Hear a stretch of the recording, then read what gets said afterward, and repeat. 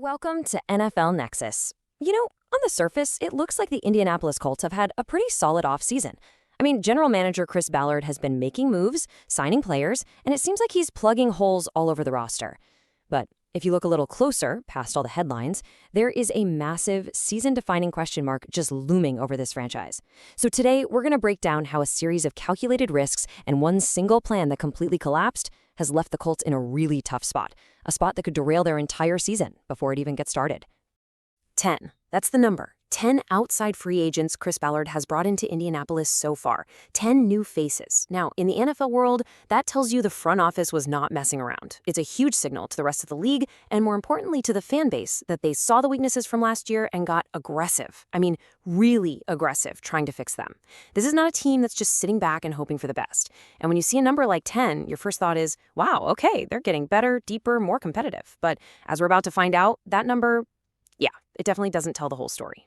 And you can see right here where all that activity was focused. It's like Ballard went down his checklist and just started ticking off the boxes. You need help in the secondary after giving up way too many big plays. Boom, he addressed safety and cornerback.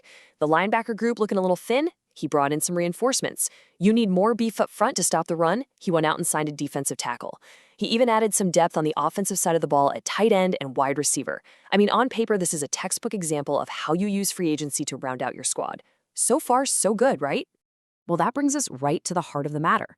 If they sign 10 new guys and address all those positions we just saw, what's the big deal? Why is there this kind of feeling of unease around the Colts despite all the moves? It's because the one position they didn't really fix is arguably the most important one on the entire defense in today's NFL. The guy who gets after the quarterback, your pass-rushing defensive end. Come on, we all know this league is run by elite quarterbacks. And if you can't disrupt them, you just can't win, period. And how the Colts ended up in this mess, well, it's a story of a perfect plan going completely off the rails. To really understand the hole the Colts are in right now, we've got to rewind the clock a little bit. See, this wasn't an accident. It wasn't some oversight. The Colts had a very specific, laser-focused plan to solve their biggest problem. But in the high-stakes poker game that is the NFL offseason, sometimes just one domino falling the wrong way can topple your entire strategy. And folks, that is exactly what happened to Indianapolis.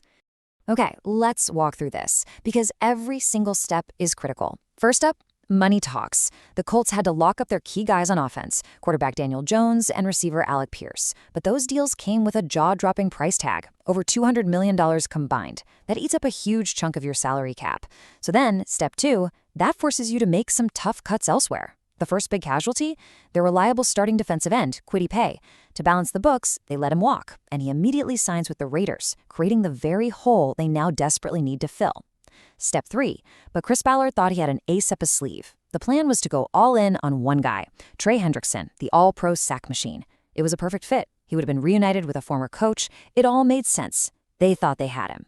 And then, step 4. The whole plan just implodes. The Baltimore Ravens swoop in with a monster offer. Hendrickson signs with them, and just like that, the Colts' entire offseason defensive strategy is an absolute shambles. And listen, this quote from Drake Wally over at Sports Illustrated just nails it. This wasn't just about missing out on one player. This was the entire foundation of their defensive plan for the season just vanishing into thin air. They went from having this clear path to landing an elite pass rusher to being left at the altar, forced to, as he says, scramble for answers. The rug was well and truly pulled out from under them, and now they're left desperately searching for a plan B or C or heck, even a plan D. So what does that scramble even look like? Where do you possibly turn when your number one guy is gone and the free agent market has all but dried up? Well, general manager Chris Ballard is now staring down 3 very different and honestly very flawed options. Every path he can take from here has its own major risks, and he is truly caught between a rock and a hard place. Let's break them down. All right, so the first and maybe the most obvious option is to go back to the well. Go back to free agency. This means you're basically picking through the players who are still left on the market. These are the vets who, for one reason or another, haven't found a home yet. It's a place where you can find a stopgap, a guy who can eat some snaps for a season. But let's be real, it's very rarely where you find a long-term, game-changing cornerstone for your defense. And what's really telling here is when you look at the age column. Wow. You've got absolute legends like Von Miller at 37 and Cameron Jordan at 36. These are future Hall of Famers for sure, but their best days are clearly in the rearview mirror. Then you have Leonard Floyd at 33, who can still play, but he's on the wrong side of 30. Joey Bosa, who's just 30, has been battling injuries for years. These aren't the young, hungry players you build your future around. They are short-term rentals at best. The one outlier is Anfernee Jennings at 28, but the big question there is he a true every-down starter who can consistently get you double-digit sacks? For a team that needs a dynamic young pass rusher, this list is, to be blunt, pretty uninspiring. Okay, so if sifting through the free agent bargain bin isn't the answer, what about something more aggressive? That brings us to path number 2, pick up the phone and try to swing a blockbuster trade. Now, this is your high-risk, high-reward option. Instead of just settling for who's left, you go out and target a proven player on another team's roster. The upside is massive. You could get a legitimate star. The downside? It's going to cost you a whole lot of valuable draft picks, basically mortgaging your future for a shot to win right now. A perfect example of this dilemma is the Vikings defensive end, Jonathan Greenard. On one hand, you've got elite, proven production. This guy was an absolute monster in 2023 and 2024, putting up over 12 sacks in each of those seasons. That is a game wrecker, exactly the kind of player the Colts are missing. But, and this is a huge but, he's coming off a 2025 season that was completely lost to a season-ending shoulder injury. And for a pass rusher, a bad shoulder can just sap all of your power. So the million-dollar question is, what are you actually trading for? Are you getting that 12-sack beast, or are you getting a guy who might never be the same again? It is a massive, massive gamble. And this brings us to our third path, and for a lot of teams, this is the preferred way to do things. Build through the NFL draft. This is where you find your future stars on cheap, team-friendly contracts for 4 or 5 years. It's really the lifeblood of building a team that can win year after year. So for the Colts, turning to the draft seems like the logical next step after striking out in free agency. The only problem is their specific situation makes this path way harder than it is for most other teams. And there it is, the single biggest problem facing the Indianapolis Colts. They do not have a first-round pick in this year's draft. That is a massive handicap. The first round is where you find your blue-chip, plug-and-play starters at premium positions like defensive end. The difference in the hit rate between a first-round edge rusher and a guy you get in the second or third round is just staggering. Without that top pick, the Colts can't just sit back and take the best pass rusher on the board. No, they have to wait, and they have to watch all the top guys get taken one by one and then try to find a hidden gem on day 2 or 3. The odds of finding an immediate starter just plummet with every pick that goes by. So let's put these two big gambles side by side, because that's really what they are. On the left, you trade for a star like Greenard. The pros are obvious. You know he can do it in this league because we've all seen it. But the cons are really steep. You're giving up a boatload of precious draft picks, and you're making a huge bet that he can come back from a major injury. On the right, you roll the dice in the draft. The pros there are a much cheaper contract and the excitement of all that untapped potential. But the cons are just as scary. There is absolutely zero guarantee of success, and you're asking a rookie, who's not even a first-round talent, to step in and be an impact player from day one. Neither option is perfect. Both are loaded with risk. So because they don't have that first-round pick, the Colts' whole draft strategy has to change. It's no longer about finding the absolute best player. It's about finding the best value. Their scouting department basically has to become treasure hunters, sifting through hundreds of prospects on day 2 and day 3, just hoping to find a diamond in the rough. Finding these sleepers isn't just a fun little project for them. It is an absolute necessity. So who could they be looking at? Well, one name that keeps popping up in scouting circles as a potential fit is Malachi Lawrence, an edge rusher from UCF. Now, he's not a guy you're going to hear Mel Kiper talk about in the first round, maybe not even the second. But what he has is a very specific skill set that directly addresses what the Colts need more than anything. A guy who can close out games and hunt the quarterback when it matters most. Let's break down what this means. When scouts talk about burst, they mean that explosive first step right when the ball is snapped. Lawrence has that. But what really separates him is his relentlessness.